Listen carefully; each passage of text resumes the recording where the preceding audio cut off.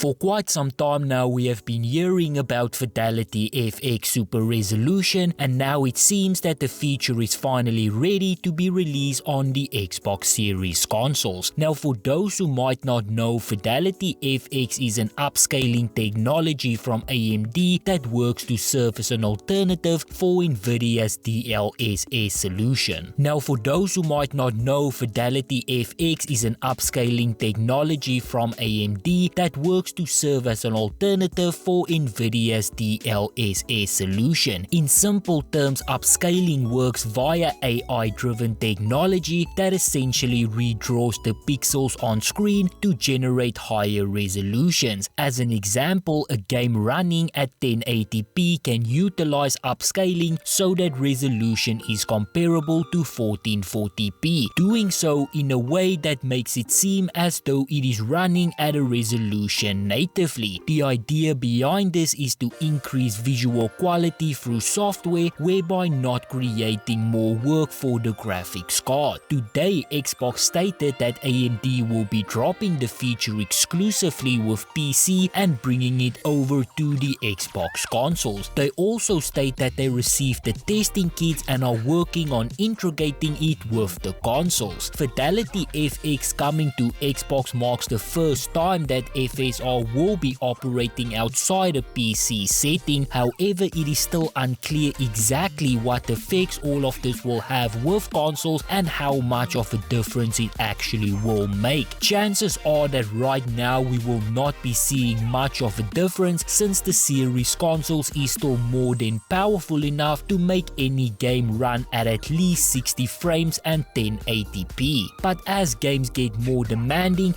we will definitely see FSR kick in. Consoles have a notoriously long lifespan, and as such it is only natural that the hardware becomes outdated. Unfortunately, with lower end consoles, the hardware is sometimes outdated before it even launches. As such, consoles heavily rely on upscaling technology. Now it still amazes me to this day how Sony is able to produce visual masterpieces like Ghost of Tsushima and Last of Us 2 on PlayStation 4 hardware, but somehow they do it without any real problems. Now the aim with Fidelity FX is to make it even easier. Both Xbox and PlayStation has the upscaling thing under control, but it is also frame rates that is becoming a big problem. Locking a game at 30 frames that oftentimes drop down to 24 frames is no longer acceptable. Now both companies did a good job selling 30 frames to the point where many is defending it or even trying to make the case that it is better than 60, but that is obviously nonsense. Only terminally online people who worship pieces of plastic under their TVs thinks that below 30 frames are good. Fidelity FX 2.0 has been a great assist on PC for resource intensive games. One big game that comes to mind now is Minecraft. Nvidia's DLSS plays a pivotal role in making ray tracing possible on PC for lower end graphics card, and the hope is that FSR can now serve the same purpose for other games on consoles. We have seen games like Cyberpunk 2077 take advantage of this feature, and the hope is that many other companies